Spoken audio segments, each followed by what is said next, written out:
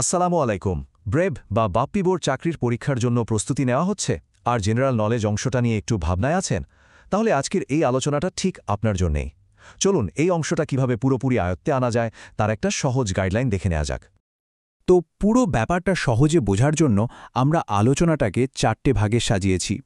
প্রথমে দেখব প্রস্তুতির কৌশলটা কী হওয়া উচিত, এরপর জানব কিছু ফাউন্ডেশনাল বা মৌলিক তথ্য যেগুলো সহজে বদলায় না, তারপর দেখব এমন কিছু ডেটা যা প্রতিনিয়ত আপডেট হয়, আর সবশেষে থাকবে ফিউচার আউটলুক নিয়ে কিছু কথা।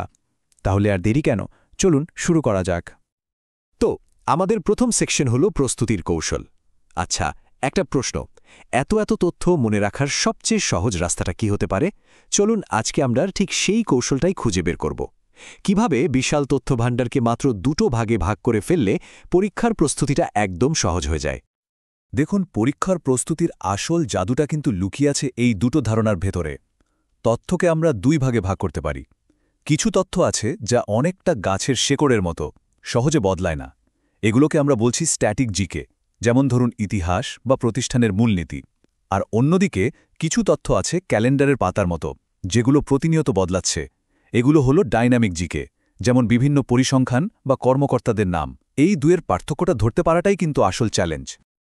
ওকে, তাহলে এবার চলে আসি সেকশন 2-এ, মানে স্ট্যাটিক জিকেতে। চলুন বাপ্পি বোর সেই সব ফাউন্ডেশনাল তথ্যের গভীরে যাই যেগুলো একবার জেনে নিলে আর ভোলার উপায় নেই। এগুলোই কিন্তু জ্ঞানের আসল ভিত্তি তৈরি করবে।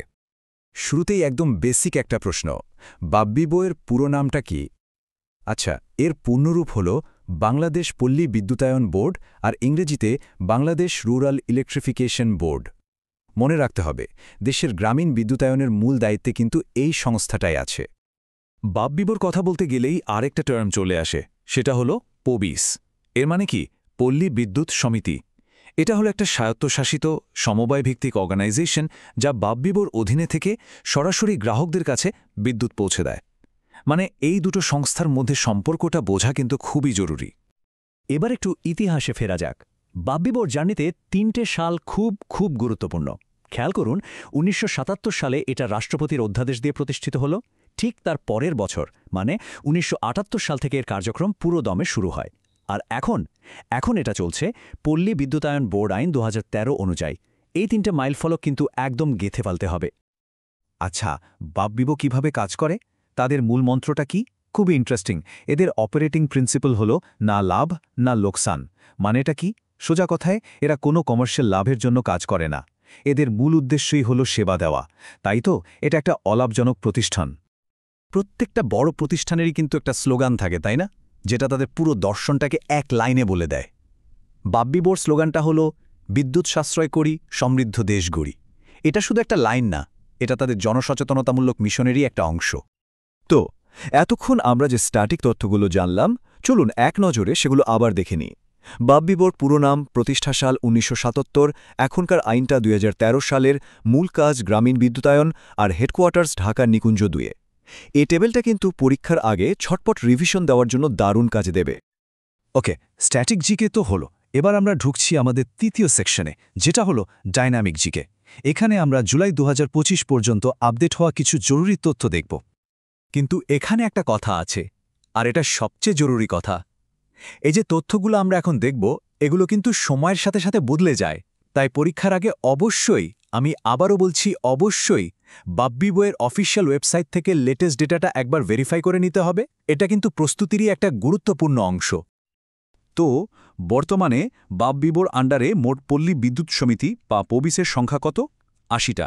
তবে হ্যাঁ, মাথায় রাখতে হবে এই সংখ্যাটাও কিন্তু ফিক্সড না, সময়ের সাথে বদলাতে পারে। বাপ্পি বোর কাজের পরিধি যে কত বিশাল সেটা তাদের গ্রাহক সংখ্যা দেখলেই বোঝা যায়। বর্তমানে তাদের গ্রাহক সংখ্যা কত জানেন? 3,71,00,000-এরও বেশি। ভাবা যায়?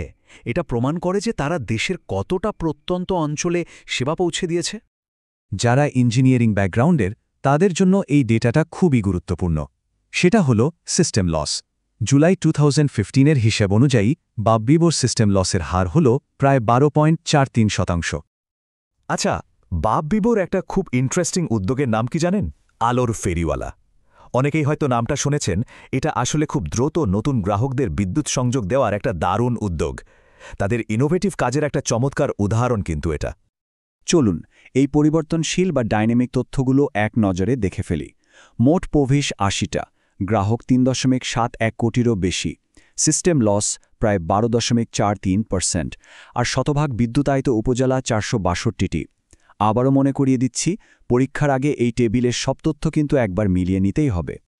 আমরা প্রায় আলোচনার শেষ দিকে চলে এসেছি। আমাদের ফাইনাল সেকশন ৪। এখানে আমরা বাববিবোর ভবিষ্যৎ পরিকল্পনার প্রস্তুতির ফাইনাল টাচআপ নিয়ে কথা বলবো। তো ভবিষ্যতের জন্য বাববিবোর ভিশনটা কি? তাদের একটা বড় লক্ষ্য আছে, সেটা হলো ২০৩০ সালের মধ্যে সবার জন্য সাশ্রয়ী, নির্ভরযোগ্য, টেকসই আর আধুনিক বিদ্যুৎ নিশ্চিত করা।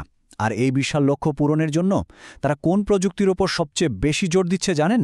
Smart prepayment meter. এটাই কিন্তু হতে যাচ্ছে ভবিষ্যতের একটা বড় গেম চেঞ্জার। তাহলে পুরো আলোচনার সারমর্ম কি দাঁড়ালো? সফল প্রস্তুতির জন্য রাস্তাটা কিন্তু খুবই পরিষ্কার, মাত্র দুটো ধাপ। স্টেপ 1, স্ট্যাটিক জিকে, মানে ফাউন্ডেশনাল যে তথ্যগুলো সেগুলো একদম ঝাড়া মুখস্থ করে ফেলুন। আর স্টেপ 2, পরীক্ষার ঠিক আগে ডাইনামিক বা পরিবর্তনশীল তথ্যগুলো অফিসিয়াল ওয়েবসাইট থেকে শেষবারের মতো মিলিয়ে নিন। ব্যাস, এই দুটো স্টেপ ফলো করলেই কিন্তু প্রস্তুতি হবে একেবারে নিখুঁত। একদম শেষে চলুন একটা প্রশ্ন নিয়ে ভাবা যাক। বাববিবোর টার্গেট তো ২০৩০ সালের মধ্যে সবার জন্য আধুনিক বিদ্যুৎ।